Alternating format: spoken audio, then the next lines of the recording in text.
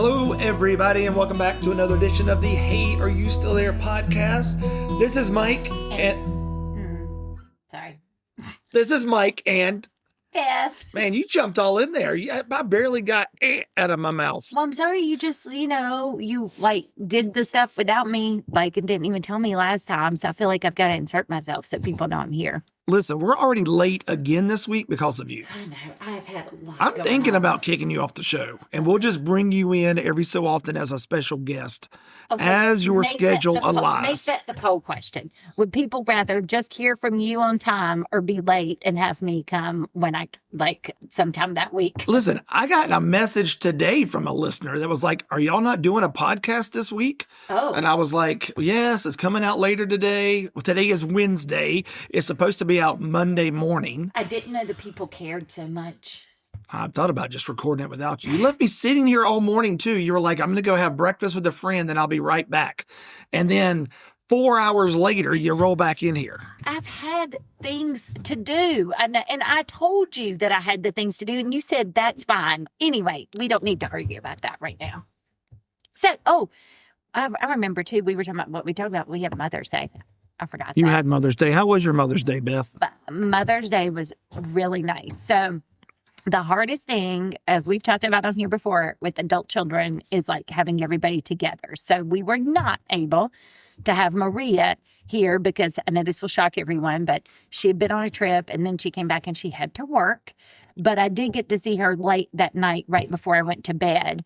And all of the kids really surprised me. So I was able to, first of all, we were able to have Mother's Day with your parents and my parents and had a little cookout, yeah. Which was really nice. And just to relax and talk. And that was really nice to just spend quality time together.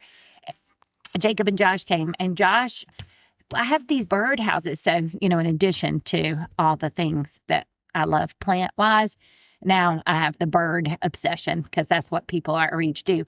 Although they're saying now Gen Z is a big demographic of bird watchers. So it may not be an old person's thing going forward. But anyway, Jacob had helped me set up all the bird feeders. And we had it, we hoped that we could keep peanuts down at the woods so the squirrels would stay down there. And I can look out when I'm working to the left, and I just saw these two fat squirrels coming, and they got all on my bird feeder. And at one point the bird feeder was knocked off and they're hanging off of it. They're shimmying up the poles, So anyway, where that's all going is I commented on that, sent a picture to the family chat of this big fat squirrel taking advantage of my bird feeder. And Josh got one of those fancy bird feeders that when the bird lands on it, it kind of goes down, and that's how they get the food out or whatever. So anyway, that was really cool because he heard it's supposed to be anti-squirrel. Yeah. So because the squirrels No, it's the bird lands on it and can eat. Yeah. If the squirrel gets on it, it pushes it down and it shuts it so they can't get any food. And as fat as those squirrels are, I think they're going to shut. I'm going to pause you for a second. Yeah. You've started, as you said, the self-proclaimed bird feeder, watching phenomenon. I feel like you make me feel the bird feeders more than you do. That's not true. That is absolutely true. You don't ever do it. I do it every week. You're like, can you go out there and fill my bird feeder for me? And then you're sitting here well, we put down a thing of peanuts by the woods. Jacob filled it up how long ago? 2 months ago? Yeah. Well, how many times have you gone down there and filled it up? I haven't done the peanuts. Exactly. So what are these poor squirrels supposed to do? They can eat in the woods. Eat what? In the old days. Whatever squirrels They ain't got nothing. When they're in the wild. These are not domestic. These are feral squirrels. They didn't look very feral to me. I know they do look like they've been somebody's pet. Anyway, but I got this cool bird feeder, and it's really pretty, but we have to put bird seed in it. But anyway, so I got that from Josh, which was a big surprise because it was thoughtful and it was sweet. And then Jacob walked in and he had a vase full of flowers, and he said he was very thoughtful, and he got orange because I like bright colors like orange and yellow, and it's a mixed vase of flowers. And so actually I probably need to put some water in it soon, but some of them are still getting ready to open up and everything. So I got that. And then Maria gave me she and I have ADHD, and so people with ADHD fidget. And it was this really cool fidget spinner ring, and it's like a dragonfly on it, but it spins around, so you can just. And so I've been doing that. I just sit and spin it and spin it and spin it. And then she got me a T-shirt. So it was really cool because I didn't know if the kids would even remember to do gifts. Yeah, you got 3 more gifts than I got on Father's Day. I knew that was going to come. So that was. And you got 2 more Happy Mother's Day than I got Happy Father's Days. Fathers are the afterthought in the celebration world. Yours just comes too late in the summer when everybody's busy and traveling and stuff. Mm-hmm. But and we also had a ladies' tea, which I heard a mom complaining. Let's pause there for a second.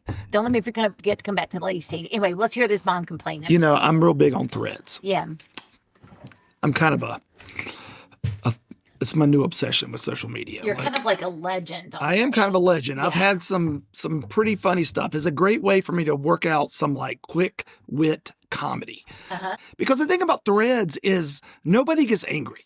Like Facebook is your friends getting angry at you. Right. Like you post something and they're like, I can't believe that, blah, blah, blah. Twitter or X, nobody calls it X, is like strangers getting angry at you. Whatever you post, like, hey, my mom died. And then somebody will post, well, what about all the moms in Palestine that have died? Yeah. Like that kind of stuff. Yeah. Instagram is safe, I think. Instagram's just pictures. Yeah. It's probably the most mindless. You just snap a picture, put it up there. As long as you don't read the comments, but I mean, I love the comments. Yes, yeah. I mean, there's certain videos or pictures I see, and when I look over and there's like 3,000 comments, I almost sprain my thumb trying to click on that so I can read all these comments. Mm-hmm. Threads is people post stuff, and you can just post witty, funny, stupid comments. Mm-hmm. And the person who posted the question or the thing, it's like they don't care. They're like, whatever. And then everybody comments on your thing. And so, like today, the one I posted today that's gotten a lot of traction is this lady was like, hey, I'm having to watch my nephew for my sister and her husband. They're out of town this week. He won't listen to anything I say. I've never been a mom before. Any suggestions? Mm-hmm. And she had just posted it. I posted the first comment and I just said shock collar. And it's gotten hundreds of likes and laughs and people were reposting it. Like and the lady reposted and said, what's that? Oh. Like she commented like, what's that? Okay. Like, okay. That's not good. Yeah. So anyway, threads. So Mother's Day, some woman posted, she said something to the effect, she was wrong historically, because she was like, obviously it was a man who selected this Sunday for Mother's Day when it's one of the busiest months of the year for us moms. Mm-hmm. And then people were commenting like, no, actually it was invented by a woman, yada, yada, yada. And so people were like, some people were agreeing with her, and then she was defending herself some, and she was just like, well, we've got graduation parties, we got end of year school parties, we got, she's naming all this stuff. And I just commented, like, what is there for moms to do on Mother's Day? And it got a lot of traction too. People agreeing with me. Mm-hmm. And I'm like, you just got to be there. Like, there's nothing for you to do. So why would a mom complain, Beth? I want to know from a mom's perspective, because I thought this woman was an idiot. Why why is Mother's Day a chore for moms? I guess, I don't know, unless she's thinking like she has to do the stuff for her moms instead of like you're thinking about her being celebrated. Maybe she's like, well, this is one more thing for me to do. She didn't mention anything about her mom. Or maybe it's just like, I don't feel like I have enough time to have a week of celebration or something. A week? I don't know. I'm trying to give her a few hours on a Sunday. But I'm just making that up. I'm like, I don't know. I don't know. I also think it's interesting, too, because I do think the busyness of May has shifted. And I think it depends on where you live and what your school districts do. Because back in the day, I remember even Maria was in school in the mid-June sometimes, you know, and so June was really the crazy month, not May. So, I mean, it also... And how many people you know graduating every year? Yeah. You know what I'm saying? Yeah. Like, what do you got? Like one every 5 years? Yeah. 10 years? I don't know. Yeah. Like, you don't know that many graduates, really. Yeah. And so it's just a woman complaining. You know? Yeah. It drove me crazy. I'm like, and you just had to say something. I did, because I've always been a husband and a father who tried to promote a good day for you. Yes. And so, you know, you get some, you know, and I think I actually came back at one point and was like, I'm sorry you're married to a crappy husband that doesn't want to help out. But like, I'm just like, you know, like, okay, like, get over it. Yeah. Oh my gosh. Well, okay. I'm like, but yeah, I don't know. I can't speak for that person, because I'm like, I don't know. Yeah. Well, she was speaking on behalf of all women, so can't you? No, I can't. I can't speak on behalf of all women. And she was not speaking on behalf of all women. Anyway, Mother's Day was good. And we had a women's tea at church, which is a cool, neat thing that we do always the Saturday before Mother's Day. And one of the ladies, this is what I like about our church. We've talked about this before, you know, but people just have ideas based on something they like, and then they start it. Just like we're going to have our big board game thing that you can talk about in a minute, but they'll be coming up this month. But like this lady, one of the things, I think she went with her mom and her daughter, and they went to England one time and had like the legit tea service stuff. But then they liked to go get tea and do the whole tea thing. So years ago, when we were brainstorming like what some things we can do with our women's ministry, we were like, oh, well, we can have this ladies' tea. And so it's turned into a whole thing. And now it's so creative, because each woman decorates their table, and like, so of course, one of the Disney lovers, Jen, had like I think hers was Beauty and the Beast this year, maybe, I can't remember, but hers is always Disney themed, you know. Some people had the table I was at, Shelley's, had like these feathers and stuff. It's kind of hard to describe. Other people had like... Well, why don't you tell the listeners some of the tables you've decorated in the past? Like, what have yours been? What's some themes you've come up with, Beth? I have never decorated a table. It would be like paper plates or something. I don't know. It would be hideous. So I just show up. But it's cool because we have, I'm going to get the name wrong, because Krista was like, this is the clotted cream, but she called it Devonshire cream or something like that, so it could sound sophisticated. But she went and bought like the real whole milk. So she was like, don't freak out when there's like skim or stuff on the top. Whatever, because it was like real, you know, legit milk. And then we have sugar cubes. So Knowing Crystal, she probably just went out back and milked that cow that morning and just brought it in. Did it, yeah. And then it's always fun because we have sugar cubes, and I was like, you know, I just want to take a bag of these home and just eat them like a horse, you know, like little treats like the sugar cubes. But I never put sugar in my tea, but when I'm there, it just feels like you have to use the sugar cubes. And then we have like the little tiered little things in the table, you know, and you have your scones. And so Taryn had made scones, and talk about going above and beyond. I think she said she made scones like 4 times or something to get it right, because making scones is not an easy thing. And so anyway, but then they also had a little make your own bouquet flower station, which was really neat. And we had like a little panel of women that talked and stuff. So anyway, so that was also cool for Mother's Day weekend. I do wish my mom wasn't able to be there. Your mom wasn't there, and then Maria wasn't there, but it was still nice to be there. It's not just for moms either. You know, it just happens to be on Mother's Day. It's just a ladies' tea. But the other thing is, I didn't have a hat, but like I've got to up my game next year, because like a lot of the women will do like cool hats or like the lacy gloves and stuff. So they get into the whole thing. So I've got to up my game and get a hat. Yeah. Yeah, a really cool hat. And it will be the only time I will wear it will be to this, but still, I feel like I need that. No, I think you're a hat person. I don't wear big hats like that. Maybe. You could pull it off. I don't know. You got a small head, so a hat will look fine. Oh, thanks. Or a normal size head. I've got a giant. Like if I wore a big hat, it would look like I don't know. Like I'm Yosemite Sam wearing that gigantic hat on my head, cowboy hat. I mean, it was just big, massive. Yeah. Oh, speaking of games, I got to think about, do we get to talk about how now we're famous in a game? Yeah, go ahead. Oh my gosh, the most exciting thing happened. So our friend Doug has this game that we've talked about on here before. Award-winning game designer Doug Bass. Yes, he is. And so for his game, it's like making furniture, and you have to do these different things, and you have to put down pieces, and based on where you put your pieces, you can pay less or more money. And you saw Doug, and in the rule, he had a provision that is like, Beth is the first player. She puts this down and she gets to pay, $5 or whatever. Mike goes second. He has to pay $7. Luke goes third and he has to pay $9.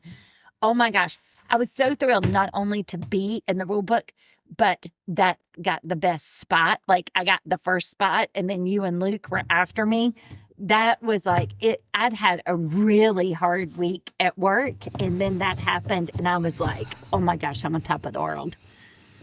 Did you ever think you would be a board game illustration? No. Directions, Never. Instructions? Never. Yeah, me either. It made me feel very special. Yeah, we're also going to be in the thank yous when the final thank yous are done. Because we played it and got to give feedback, which was kind of fun. And Ross is even into thank yous. really? What did Ross do? He played it once. Oh. Did he give a lot of deep thoughts with Ross? He probably said, yeah, that's good. I mean, I couldn't even do a Ross impersonation. Yeah. Yeah, I mean, I like it. Yeah, that's good. Ross is so kind. As is Doug, as we've talked about. Doug's super nice. So anyway, but yes. Doug is the kindest person I've ever met. Yeah, he's just a really nice, thoughtful person. Yes. Yeah. Very kind. Yeah. So anyway, but yeah, so that's kind of cool too. Just random things, but we're famous now in the board game world because we are examples in the directions. Yeah. And we will be thanked. I haven't read the thank you yet. Can't wait to see that. I thought I sent you a picture of that too. No, you only sent me the directions part. Oh, all right. Yeah, so you'll have to send that later. Well, he's not finished. He left out a few people by accident. So I can't spoil who they left. He remembered the out. most important people. Yeah. Are you giving me the middle finger right now? No, I was scratching my eye. With your middle finger all by Sorry, itself. no. Anyway, he remembered us. So that's the important stuff, So, yeah. All right. Well, let's see what else has been going on. So I opened up a second comic book shop a couple weeks ago, and it's going really well. It opened up May 1st, and so it's crushing right now. I'm very happy with how well it's doing. Yeah, and it looks really nice, and so I'm just like, get out there and buy more inventory. Yeah. It just means more work for me. So at night, as we're playing Board Game Arena, I just sit up there and play board games on the computer and price comic books. That's when I do it. Yeah, so tough. It's a tough life for you. I mean, it's multitasking. It's definitely cut into my wins in like Azul and things like that. Because you're not My concentrating ELO as has much. gotten lower. Yeah. Yeah. But Yeah, but the new shop is cool. And then you have your other shop, and you kind of diversified a little bit, I guess, in what you have in each shop. And so Kernersville now has 2 antique malls, I guess you would call them. Yes. And see, we need to have a different type of name for it because so much of the stuff isn't antiques in those anymore. Yeah. So one is Cooper's Vintage Village, which has been around forever. And you can rent a booth in there and don't have to be at it. They just take the stuff up front and the cashier does whatever. And then now the Vendor Vault of Kernersville has just opened. They had 175 booths. And they completely renovated a old Lowe's food grocery store. Which it's had empty forever. So it's so good empty for the community that's open now. And they've rented all 175 booths. Mm-hmm. It's like a mall in there. It's incredible. And I am the only person in there selling comics. So I'm crushing it right now. Which is awesome. Yeah. It's good for business. Really good for business. We also had our spring folly the other weekend. I talked about that Oh, in the you did? last podcast. Did you talk about how it didn't rain finally? I probably did, yeah. Did you talk about how good I was at taking people's orders? I know how good you were at taking people's money. Well, at the booth, I was taking lots of orders. I was very good at it. Yeah. So, sorry, didn't know you'd already talked about the You folly. didn't listen to my podcast? No. Sorry. If someone could send me a summary of the highlights of the points that you hit, that would be good. Then I'll know. That's Sorry. terrible. I've been busy. You walked the dog one time. You could have like just listened. It was like 40 minutes. It wasn't even that long. Sorry. Okay. Sorry. Good. Anyway, sorry to disappoint. We have been on a journey the past 2-3 months, me, you, and Josh. We finished Breaking Bad. Mm-hmm. You and I watched Breaking Bad when it was live, Back in the day. Back in the day. Was that in the 1900s?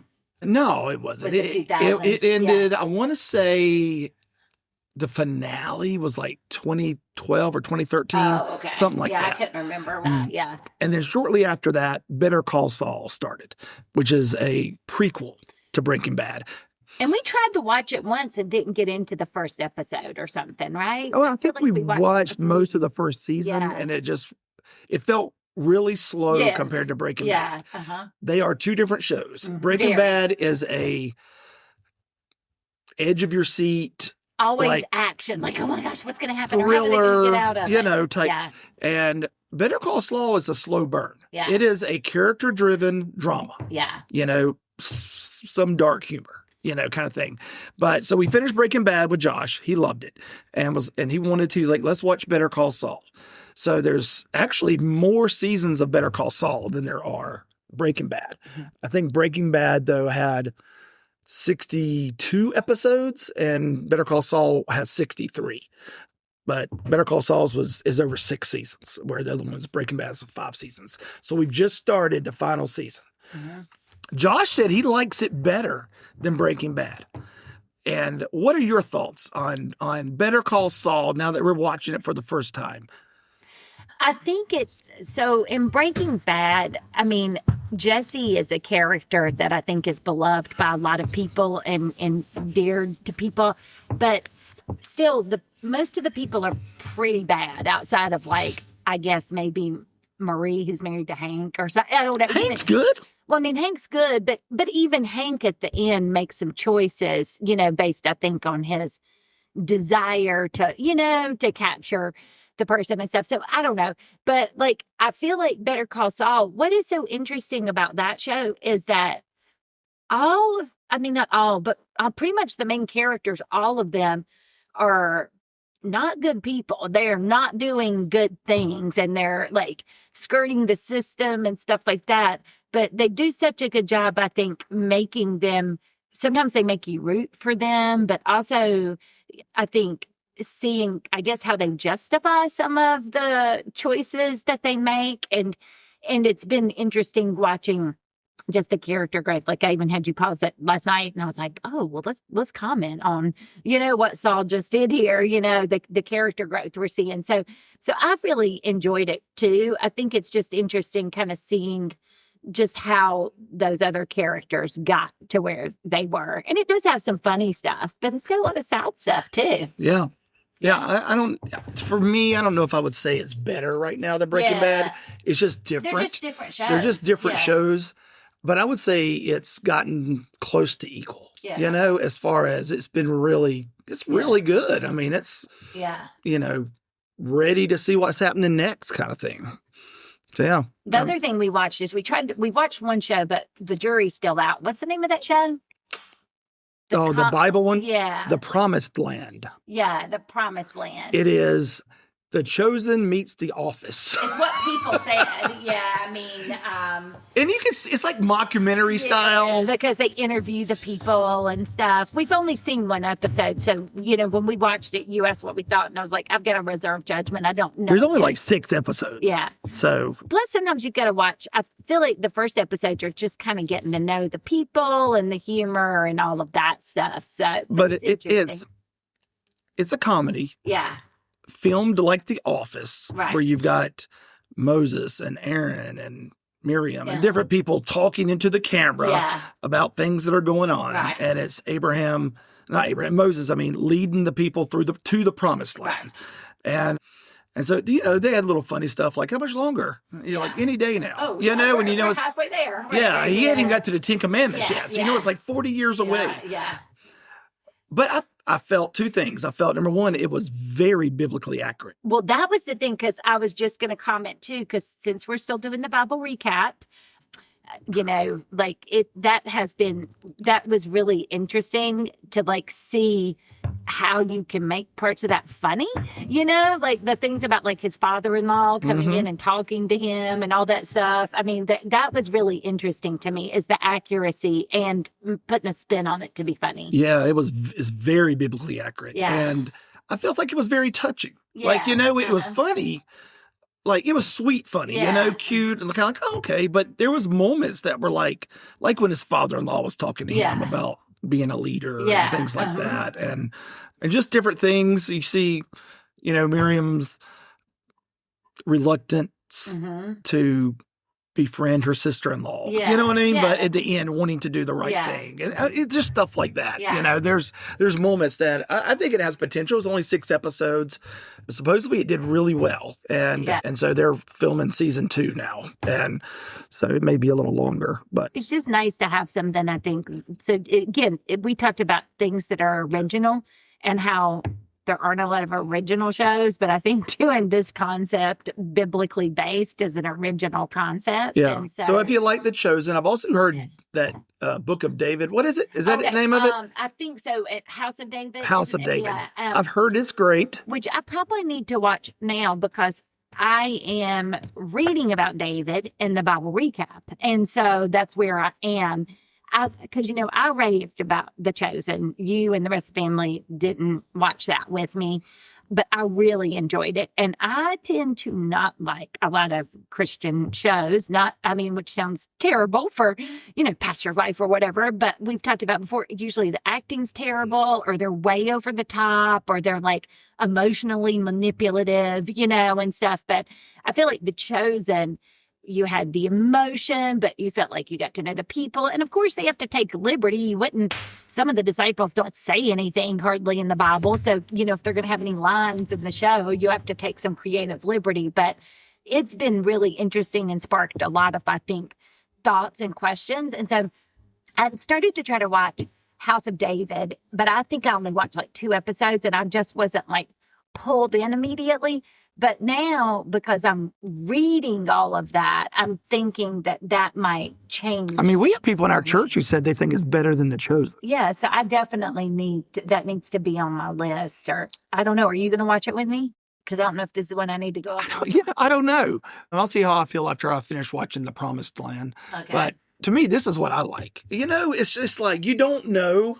We only know what we know, what we can read in the Bible. So a lot of these shows, House of David, The Chosen, there's a lot of creative liberties, and they have to, and I get that. And so for me, it's like, well, if you're going to take creative liberties, I'd like to see it funny. Yeah. You know what I mean? Like, that's just how I lean it. But, it also humanizes I'm a professional comic now. So, I lean toward comedy. Yes, your career now. Yes. I have been paid for doing comedy. I am a professional comic. Okay. Yes, we'll go with that. And you do have a lot of things booked, so that's cool and that's exciting. Yeah. So the next one's coming up, not this weekend, but the next. I'm actually competing in, which I think I talked about on the last podcast, the Ultimate Comic Challenge. Which I would love to go support you, but it starts at 9:30 at night in Greensboro. Yeah, it's just an audience vote, so I don't really need you there anyway. All right. Okay. I'll try. I'm just like, I'll be so tired. You don't have to go. No, but that also, does that mean too, you have to listen to everybody before you vote? Yeah. Oh, that's going to be, okay. There's 12 comics. Yeah. How long is it? 5 minutes? 5 minutes each. Okay. They'll have it rolling. So it'll be done in an hour. Mm-hmm. And then they'll have the vote. And I also found out, so I think there's going to be like 12 of us performing. The top 6 move on to the next round. The 6 that didn't make it, all the then comedians that perform that night get to vote on a wild card. Ooh, and so it's who the comedians exciting. liked. And then they're going to have, I guess at some point after the first round, all the wild cards that the comedians thought were funny.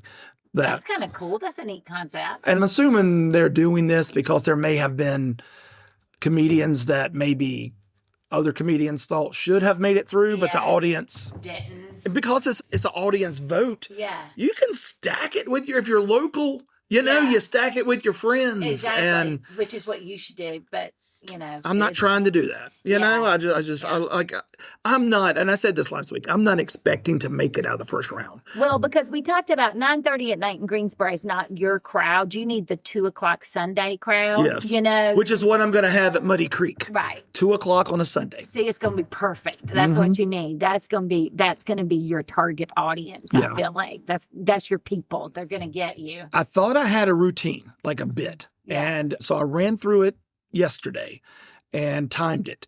And so it has to be at least 4 minutes and 30 seconds to qualify. If you come in under that, you don't get to be voted on. But you can't be more than 5 minutes, 5 seconds. Right. So you have about a 35-second window to land the plane. Right. I was at like 6 minutes, 40 seconds. Oh, wow. And so I was like, all right, great. So I had to go back to the drawing board. And so the new one I've put together is timed it out this morning, and it was almost exactly 5 minutes. And I tried to leave pauses in there just in case people laughed. So I went ahead and cut out just a little more. So I think I'm going to be all right. I think if I can do this, and keep it moving, I think I can knock it out in less than 5 minutes. Yeah. Awesome. And I don't even know what it's about. You'll have to be surprised. Yeah. So I'll just tell you the 3 bits. I'm doing anniversary. Then I'm doing pastor versus lawyer. And then I'm doing smart versus dumb. So I'm still the main subject. You are. Yeah. Yeah. I'm the inspiration.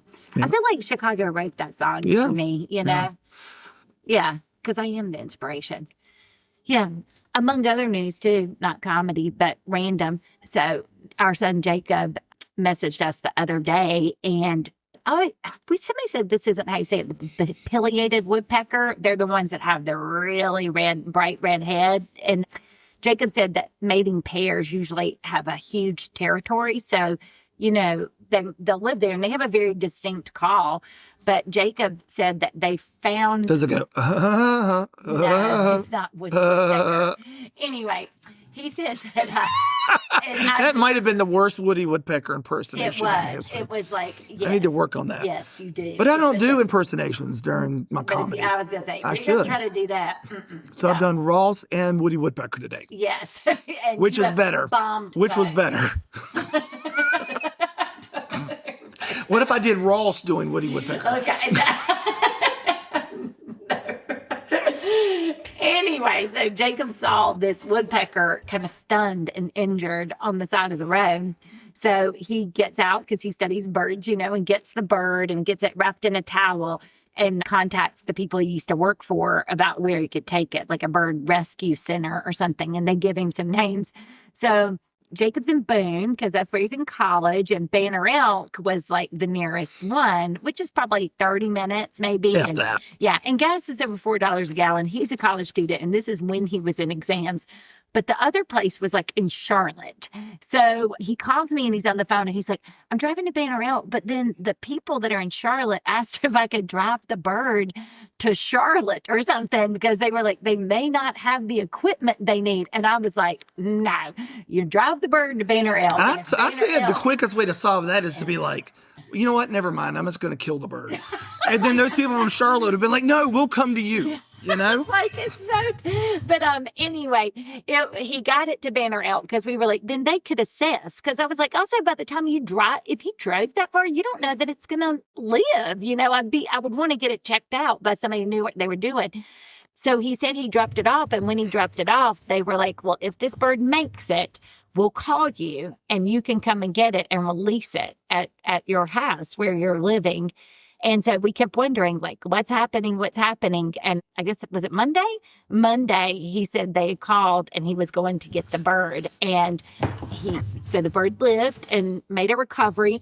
And he was able to, like, take the bird, hold it, and release it. And you could see the bird going up into the tree and immediately starting to, like, peck the tree and stuff. And that was the other thing. When he was talking to me, too, he was like, not to be a bird nerd, but I'm concerned about taking it to Charlotte because that would be so far from like its natural habitat or whatever. But it's just funny to be like, not to be a bird nerd, but. Yeah. Well, and I didn't tell you this, just thought about it. this is Jacob's lack of information to me sometimes. So, he came from Boone to come to the cookout and see you on Mother's Day, which was a little bit of a drive, but he was coming. So he was running late as he always does. Yeah. And so he messaged me. He's like, "Hey, I'm finally on my way. Da da da da da." He was like, I think I'm gonna swing through and wash my car and vacuum it out." And I was like, "You ain't got time to do all that." Yeah. And he was going to leave his car with us anyway, because with his new job this summer, he needed the Forerunner because he's going to be going off-roading, doing some stuff. So I was like, you don't have time to wash it and vacuum it. Just bring it home. So he brought it. And then we were out by his car and he was like, "Yeah, this is why I wanted to vacuum it." And he opened it up. The passenger side is covered in feathers. And he was like, "Yeah, these are all from that woodpecker." And I'm like, "Well, you didn't tell me that." So now his car is obviously covered in dirt, but just Also because feathers. and pollen and stuff. But inside is just covered in feathers. Yeah. I didn't know. I didn't see that. I didn't even look.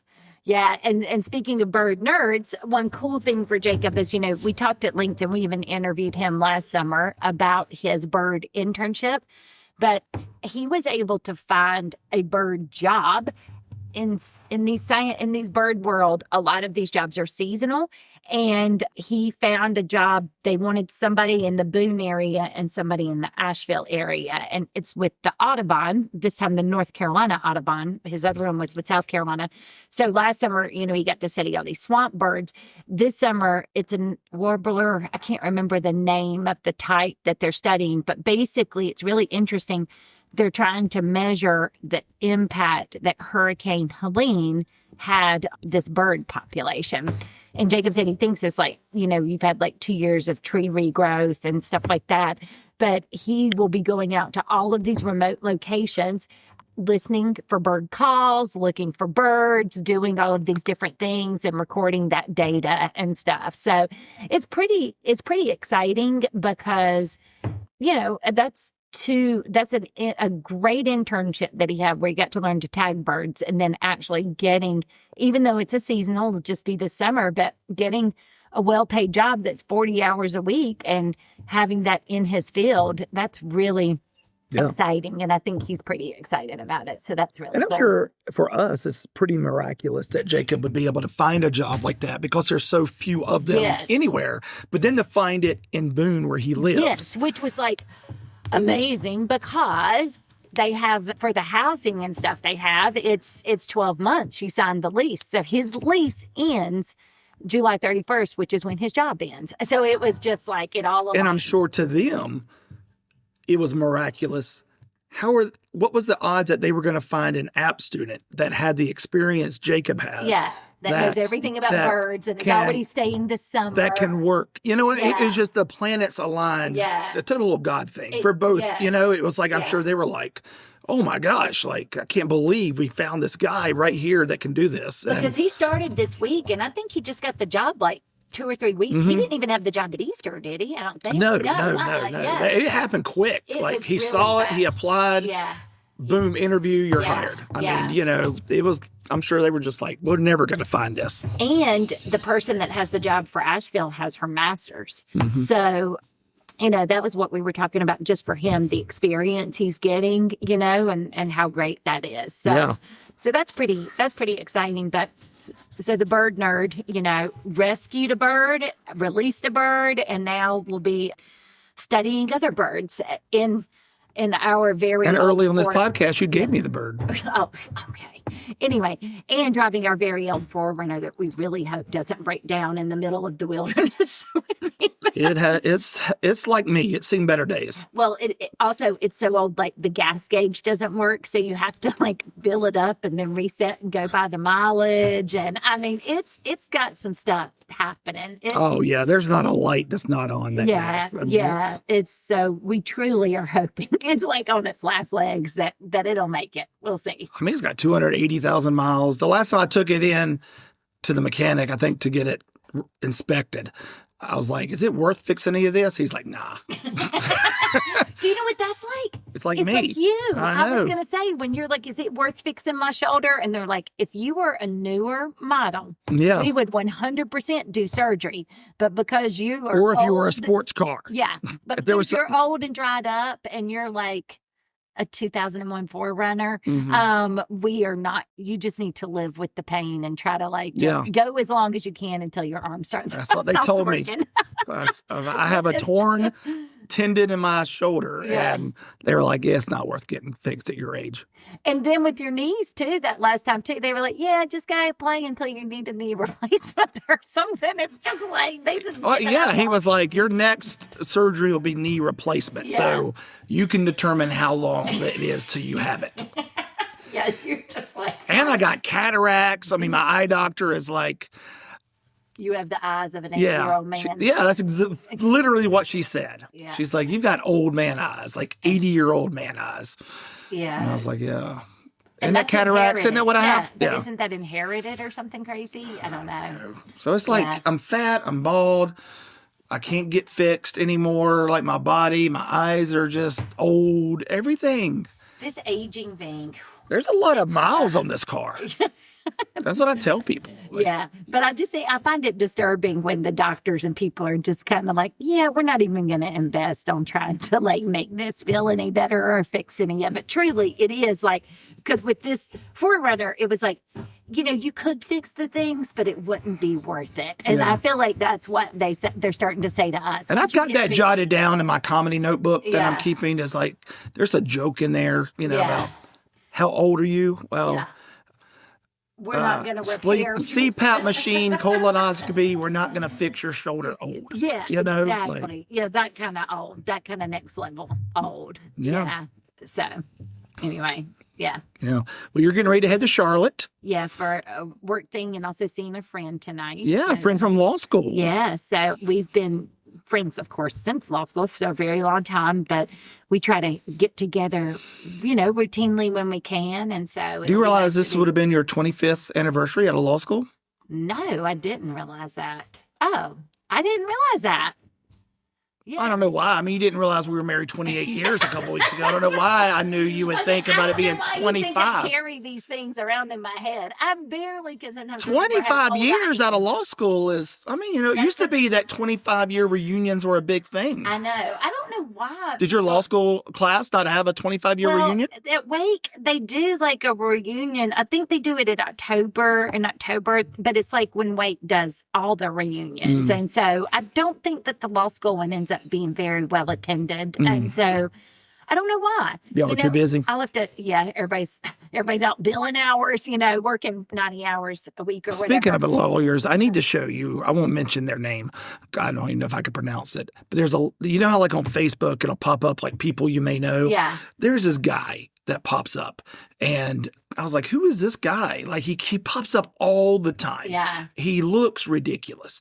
And just how he's dressed and his face. And I click, and he's a lawyer. Is he like a Better Call Saul kind of thing where he's doing ridiculous poses and stuff? I mean, at least Saul had like, I don't even know how to describe it. Like flamboyant style. This guy, wait till you see the picture. You might even know the guy. Yeah. I mean, you might have known him in law school. I don't know where he went. He looks like he probably went to American Samoan University Law School. But I'm just like, who is this? So I haven't ever, you can click, I don't know him. And I haven't because I've been wanting to show you this attorney. But yeah, he's somebody here locally that Winston or Greensboro, I don't know where he's at. But his picture's funny. I mean, he's trying to look so intimidating in the picture. Yeah. But there's nothing intimidating about this guy. Him. Like nothing. Yeah. But you can tell he's trying to give this look like fight for you. Yes, kind of thing. Like Lewis and Daggett. Yeah, I'm a bulldog. I'm coming after you. Why but not? when you see the picture, you're like, what? Like, you look like you should be like working at a library. No offense to librarians, but I'm just saying. But they usually aren't intimidating. No. Librarians are usually comforting kind of people. They're not like, I'm going to come take you down. This guy definitely does D&D on weekends. Like he is in the Dungeons and Dragons. He's, he's just a funny thing. So does that make you feel old, 25 years out of law school? Yes, because I think that's the other thing that's so crazy about your career is like, I mean, I think I looked at the people, I'm like, man, they're like one step from like retirement or something if you've been out that long. But also, I think, I mean, I have expertise and comfort in what I do now, but I think also if you look and you're like, oh, somebody's been like a practicing lawyer for 25 years. I mean, when I was younger and a newer attorney, I would have just felt like they had the whole world figured out, you know? Or if you'd have been a school teacher, you could have retired right now. Yeah, I could have. I would be done.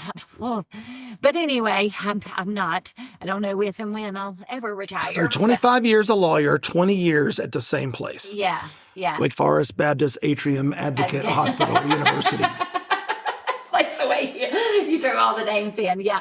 But yeah, I mean, I think that's one of the things that's kind of staggering is once you hit some of these milestones, and even with aging, we've talked about this before too, like our bodies feel old, but I don't feel mentally like in my 50s. You know, I think we've matured. There's certain things about us. We have some wisdom, but like, it's not like you're just like, I feel like that where I am mentally matches my age. And I guess that's what I would say about this. Like, I'm like, oh, it's kind of crazy to think I've been doing this 25 years. I think a lot of times, and I feel this way, I still feel like that 23-year-old kid who didn't know anything. Yeah. Like, yes. But I'm not. Like because then you do know a lot this of is stuff. This month is 30 years in ministry. Right. And I know stuff. You know what I mean? But I think at times when I'm dealing with people or I'm dealing with other pastors, I feel like I am the young kid still that doesn't know what he's doing. Because I think, what the point you're making is, so like somebody brand new out of ministry, or like some of the people that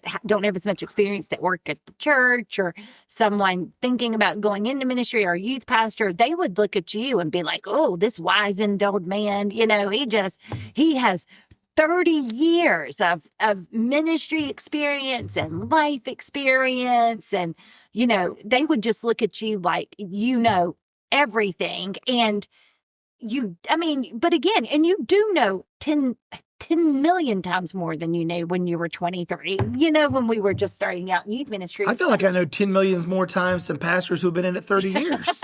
Well, that too. Because like I was saying last night, we had a leadership meeting at church. There literally is not a ministry I have not been heavily involved in or done. Right. And I know you mentioned like music ministry. But I haven't, obviously I can't play guitar, I can't sing. Yeah. But I've put together worship services. You know what I mean? I understand all of that. Yeah. And so I've been in worship ministry. Yeah. I've done youth ministry, children's ministry, planted 2 churches. I've done college. I've done senior adult ministry. Yeah. I mean, there's 53 mission trips. There's nothing. And doing the church I haven't done. Also, and you've done the administrative part, the preaching part, the counseling part, the running the nonprofit outreach parts, the missions part. Like, you truly have done all those things. And there's pastors who get out of seminary or Bible college, go and start preaching. Yeah. And that's kind of And that's all they do for 30 years. Yeah. They pastor a church.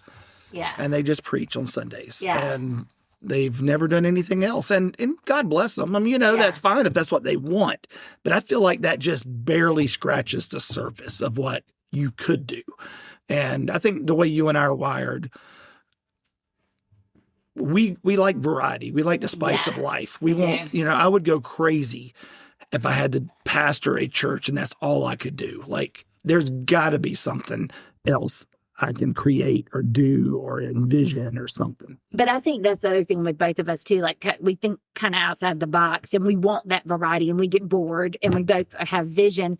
Because I think that's the other thing when I think about this. I remember when I was in law school and they would bring in wizened old attorneys that had been out 25 years or whatever, and they would give us free pizza, and then they'd talk on a panel, about like, how do you get a career in bankruptcy law, or how can you be a criminal defense attorney, or whatever, like, and so you just listen and take notes, like, this is the path, like, okay, you go get a clerkship for a judge, and then you work for a law firm, and then you do this, and you just have these ideas in your mind. And I think that's the other thing for both of us, like, the job I have now, I could have never said to somebody like, oh, what's the path to have your job?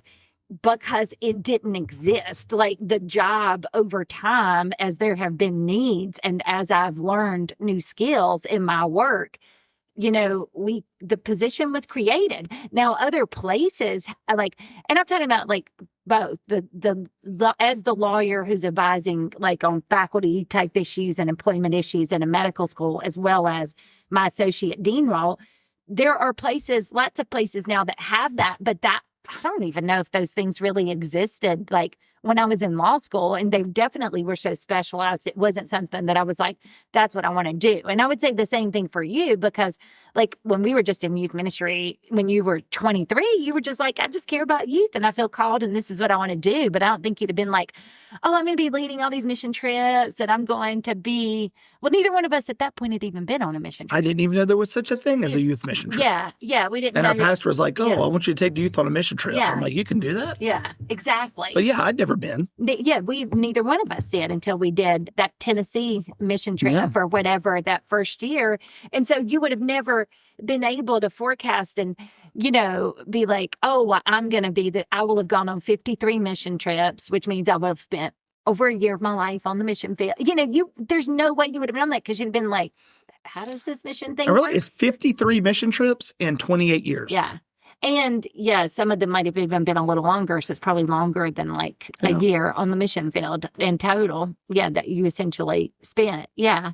But it's just crazy, I think, to think about that, because you want when you're younger in your career, you look at these people and you want this path. And I mean, at least I did. I wanted to now if you turn right at the stop sign and then turn left at the yield, you're going to end up here.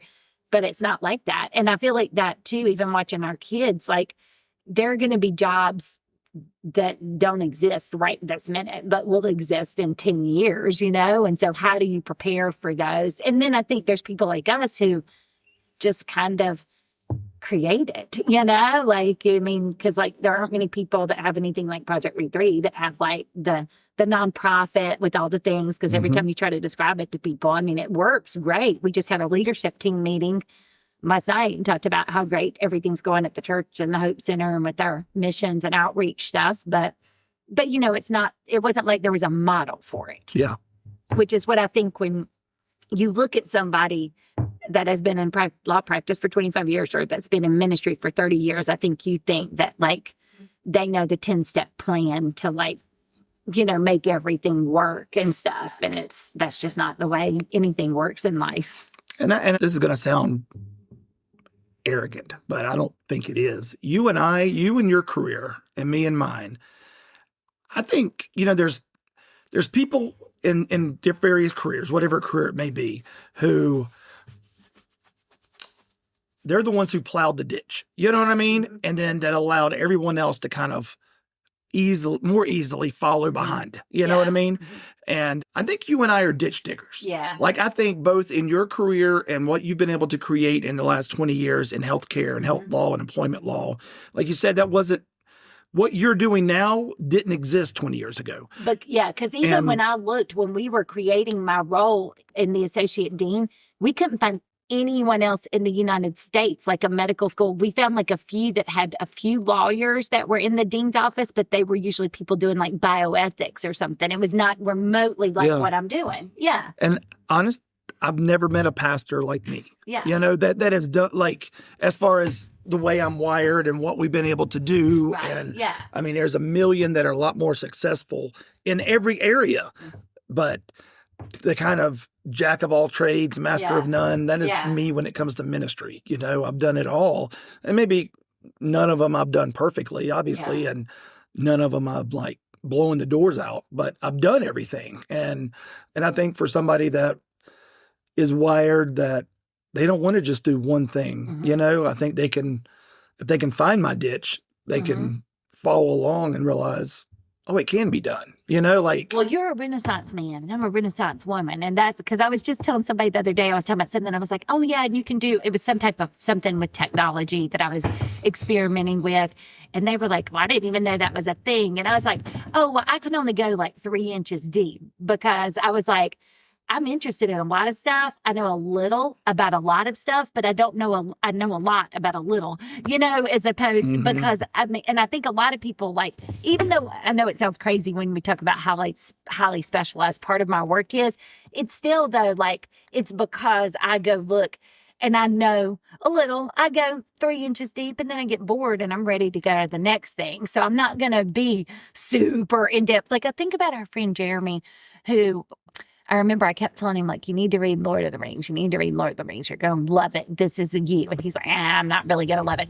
Okay, well, the next thing I know, he's not only reading the books, he's painting pictures from the books. He's like in all the lore. He knows all this stuff. And I'm like, I just read the books and like the books. Like, I don't even know half of the stuff you're talking about. But I mean, I think there are people like him who like, they get in something and then they know everything. Or like Star Wars, you know how Maria is with like Ahsoka and certain Star Wars stuff. Like she knows everything.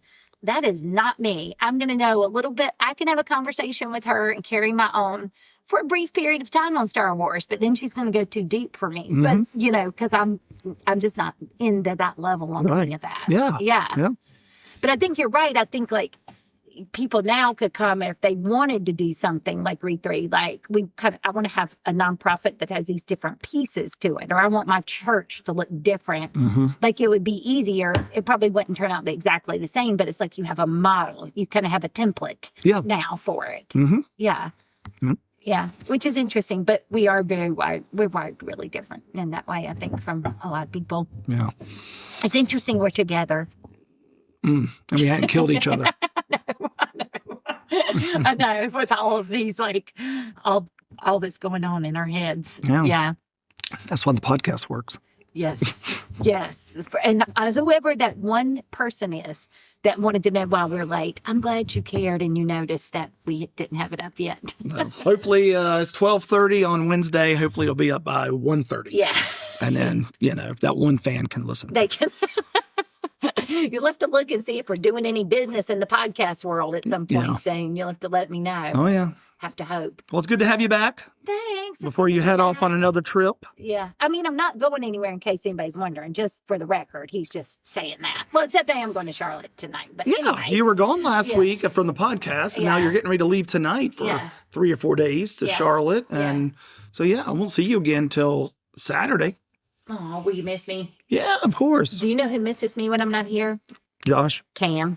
No, I don't. Yes, he does. The dog misses me. Y'all, not so much. He doesn't tell me that. I can tell by his sad eyes. He sees the suitcase come out and he gets depressed. Because he knows what it means. He knows that I might be gone. Yep. Yeah. So, anyway, it's good somebody loves me. Somebody. All right. Well, this has been Mike. And Beth. And this has been another episode of Hey, Are You Still There?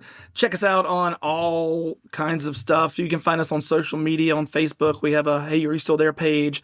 We're on all the listening platforms for our podcast. Beth and I also have books that are available on Amazon. You can just look us up, Michael Giannopoulos, Beth Giannopoulos. Check out our books. Check out comedy updates. Maybe I'll be in your town soon.